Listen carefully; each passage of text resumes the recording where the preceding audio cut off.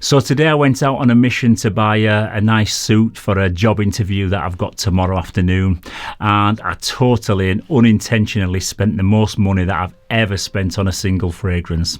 But it just happened to be one of the best smelling fragrances of all time, and I did get it with a huge discount. So to find out what's inside this snazzy little bag, stay tuned to Mag's Frags.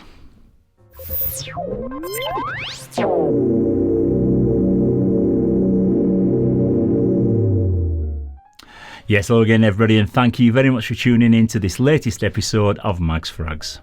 I'm Paul, and today is day 126 of my Fragrance 365 project, where it's the fragrance that's the star of the show. So today's scent of the day is one that's going to be revealed as I unbox it, and just for a bit of fun, I'm going to see if you can guess what it is by the small clues that I give you like in the note breakdown. I don't really do unboxing videos, and I think I've only ever probably done a couple since I started my channel, but today it's a bit of a special one, and it's the most expensive ever fragrance that I've purchased, so I just thought it'd be a little bit of fun, and it just feels a bit more special to unbox it with you guys. So I was out looking for a suit today for a job interview that I've got tomorrow, and I called into a Reese store, and I managed to find one that I really liked, and it fitted me like a glove. It was almost like a tailored suit, so I decided to treat myself, but whilst I was queuing up at the checkout waiting to pay, my beady eye kind of crossed paths with this little stack of fragrances, and I didn't really realise that Reese sold fragrances, so I came across this little one called Black Oud, and I ended up buying it, but I'm going to do a full review of this one in a few days once I've given this one a few wearings, so look out for that one. Yeah, so I was just heading back to my car, and I thought I'd pop into Harvey Nichols because I've been wanting to sample the latest Tom Ford release from the Private Blend, which is called Ebony Fume, and I did test it, and I found it to be really nice, but just maybe not amazing. It was a bit smoky, and had a little bit of booze in there, but it was more smoky. But yeah, it was okay, but not the best. But that was only a first impression from the tester strip. Then I was walking about the store, and I saw this one sat all alone on a shelf with a sticker on it, with a pretty hefty discount, to be honest. I'd been looking to pick up a bottle of this one anyway, because I've been wearing like a dupe of it for quite some time now, but I was looking at getting it in a 50ml bottle size because it's extremely pricey juice, at over £180 for a 50ml bottle size. This one is actually a 250ml bottle, which usually retails at around about £500, but I picked this one up for £370 in the January sales, which is still an absolutely bonkers and a ridiculous price to pay, but when you consider that you get the equivalent of 5 50ml bottles in it, it would probably cost you about 900 quid to buy the 550ml bottle, so it's kind of an easier pill to swallow, but if I didn't love this fragrance so much, there'd be no way that I'd ever pay that much for it. But I've got to say, I did have a bit of buyer's remorse for a good half an hour or so after walking out of the shop. But now I'm really glad that I purchased it, because the salesperson showed me a computer, and it was the last one at this price in the Harvey Nichols store all over the country. So, but however, I imagine a bit as soon as I walked out of the shop, she took another one from underneath the counter and yelled, "Yeah, you sucker!" But I don't know. But she did say that it was the last one at this price, so I ended up buying it.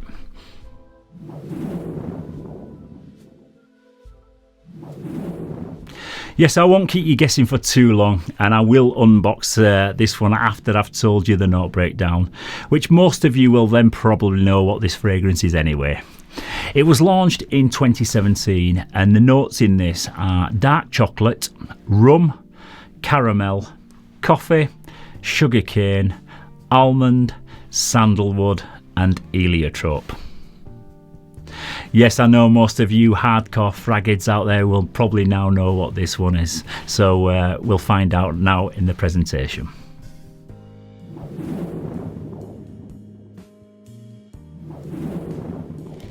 Yeah, so let's crack on with the unboxing and dive into this fancy bag, which I must say smells absolutely amazing, because the sales assistant sprayed it about 5 times with the tester bottle of the fragrance what's inside, and it's really scented my car, and it smells absolutely gorgeous.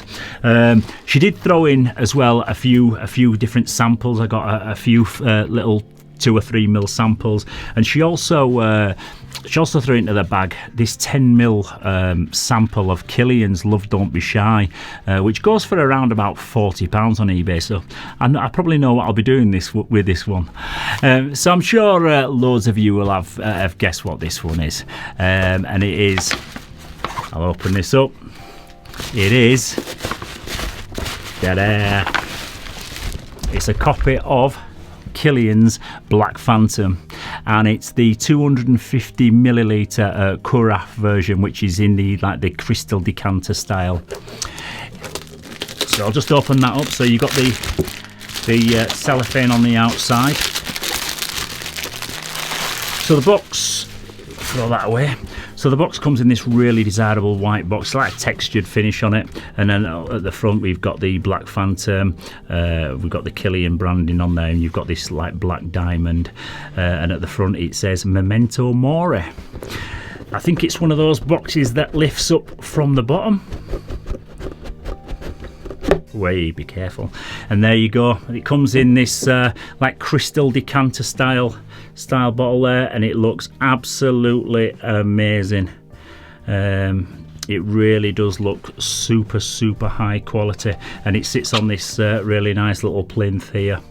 Yeah, looks a bit like a whiskey decanter, and those familiar with the latest Kilian's Angel Share, that kind of bottle, then it comes in that crystal like whiskey type decanter. You get a lovely metallic stopper on the top. Don't want to open that up, but yeah, the juice in there, absolutely stunning. Now you don't get a sprayer on these. What they give you is some pipettes, and then you just fill up your existing bottle that you've got, your empty bottle. But yeah, absolutely amazing, and that's going to take pride of place on my bedside cabinet, and that's going to be what I'll be rocking probably for the next 10 years or so.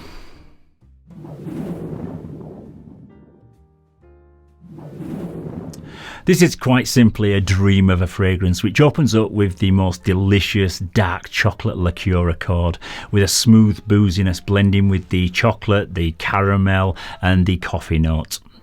It's a really sweet, smooth and luxurious scent with a rich, indulgent quality. And if you enjoy your gourmand fragrances, then this is the king of them all. The only annoying thing with this one though is it makes you want to eat your own skin. It makes you want to take a bite out of yourself. It's so addictive.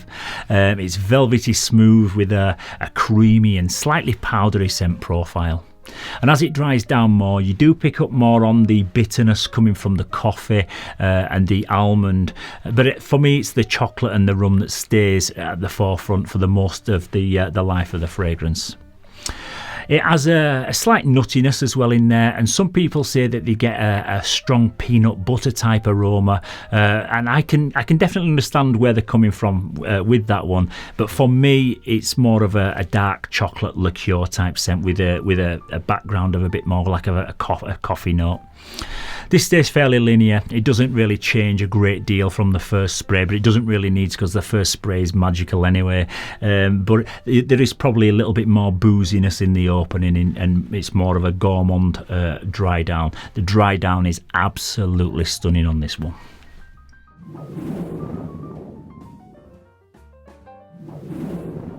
This is best suited to the colder months of the year because it's very sweet and it's rich. It has a really warm and comforting aroma, so I'd say it's the perfect date night fragrance.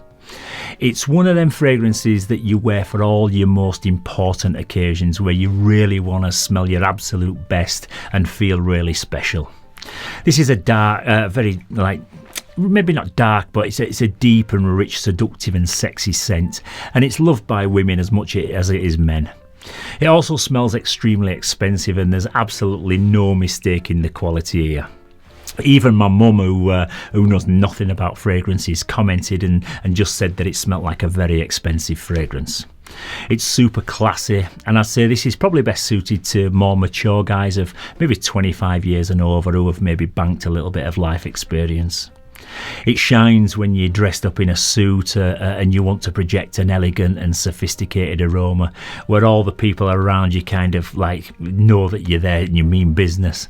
And it's definitely one that I'll be rocking tomorrow for my job interview.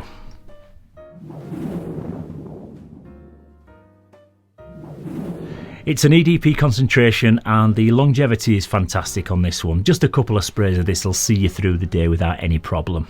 But I'd say the projection isn't as powerful as I'd maybe like it to be. It will get you noticed by anyone that around you at about an arm's length, but this certainly isn't going to fill a room, and it's definitely not a loud scent. However, if you're on a date night and your other half is like snuggling up to you, then they're going to be glued to you all night and in dreamland, because this is about as addictive as you'll ever get in any fragrance.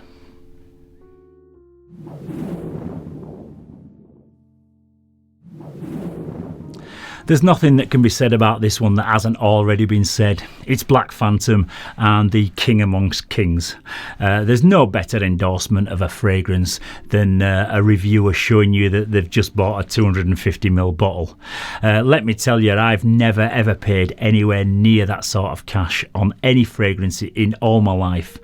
So that kind of tells you what I think about this one. Some people throw the word masterpiece about to describe fragrances, but this is a scent that truly deserves that adjective. It's far from a cheap fragrance though, and if the thought of paying so much for a scent gives you a nosebleed, then you can pick up the perfume parlour version of this one for a fraction of the price, and I'd say it's at least 90% similar. The only thing that I find different is that this one has a better opening in the first 15 minutes or so, because you don't get that alcohol blast. But the dry down and the overall performance, I would say, is negligible. I'm a fragrance collector, and it's my hobby and my passion, so I spend much more than I should do on buying originals. But I'm just not one of those pretentious snobs like the fool I had yesterday down in the comments that wrote that buying inspired fragrances is like stealing from the back of a van. No, it's not, pal. No brand can copyright a particular scent or a smell.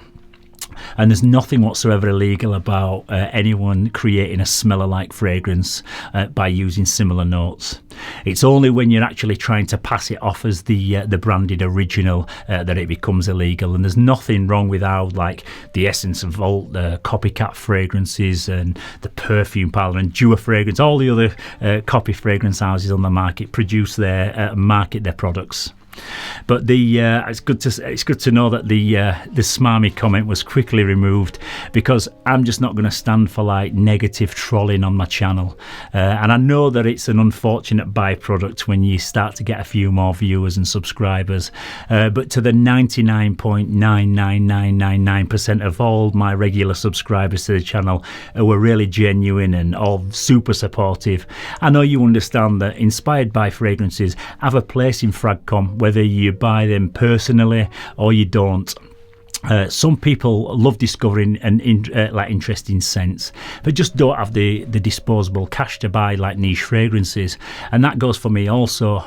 This one is just a one-off, so after this I'll be back reviewing much more low-cost fragrances and more from the perfume parlour until my bank balance recovers from the severe dent that I put in it today with this one. Yeah, so once again, that's about it for today's Scent of the Day. In the next episode, I'm going to be talking about one of 4 fragrances, so I'll let you decide down in the comments which you'd like me to talk about. I've got a couple of low-cost goodies from the Riflesso line by Trussardi. We've got Blue Vibe, or we've got the Streets of Milan. Or, if none of those two float your boat, we've got a couple from Issey-Miyake, which are Eau Essence, or we've got Shades of Lagoon.